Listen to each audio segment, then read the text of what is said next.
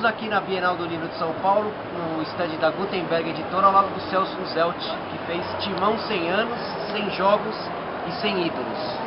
Celso, obrigado pela presença. Eu que agradeço, Renato. Um prazer enorme. Corinthians sempre é notícia. Agora, a ideia de fazer o livro em homenagem ao centenário. Quando que começou? Começou com a editora Gutenberg.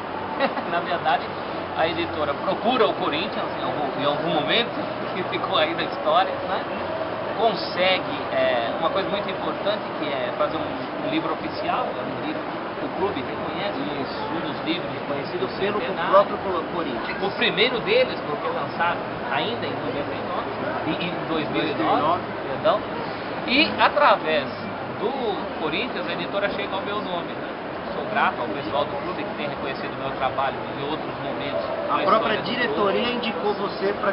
ou pelo menos o pessoal do marketing, né? Porque você sabe, Renato, a história do Corinthians ao longo dos anos, não só do Corinthians, mas ela foi um pouquinho maltratada, porque ninguém se ocupou de anotar tudo. E eu fiz isso.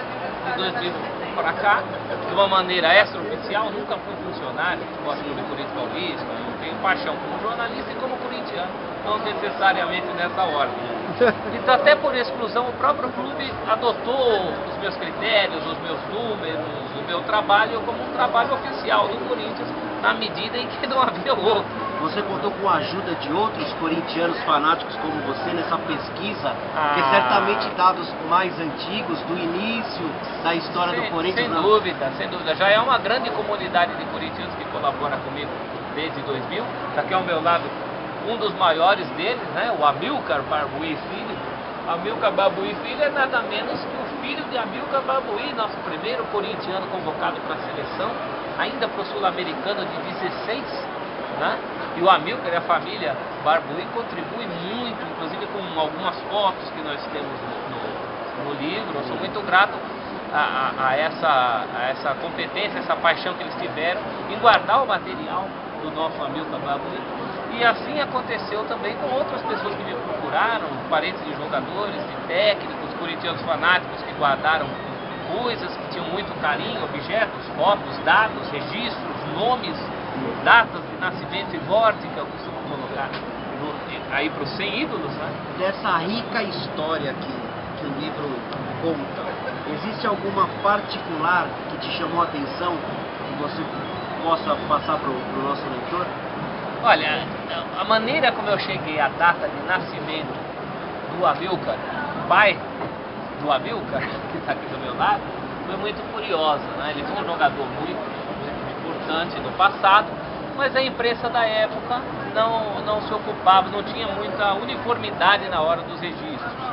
Então, nas minhas pesquisas, eu sabia que o Amilcar pai havia falecido em 65, ele já era famoso, era uma pessoa notória, então os jornais deram, né, faleceu o Amilcar Barbuí, craque do passado, mas ninguém falava qual era a data de nascimento dele.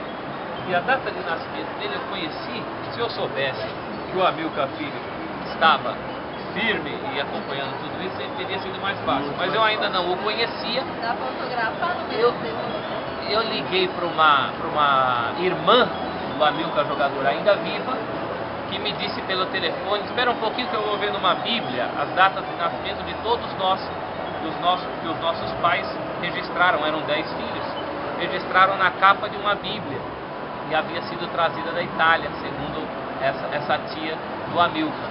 E estava lá a data de nascimento dele, o ano de 1893, e foi o dado mais difícil talvez de toda essa pesquisa. Um dado desse tamanhinho, assim, você encontra lá no mesmo livro, não dá muita atenção. Mas deu trabalho. Mas tem uma história muito bonita por trás, uma história envolvendo pessoas. Maravilha. Celso, muito obrigado. Essa e muitas outras histórias, Timão 100 anos, 100 jogos, 100 ídolos, da Gutenberg Editora. Celso e o corintianão aqui, Daniel, filho do Celso, com a gente aqui na Bienal do Livro de São Paulo.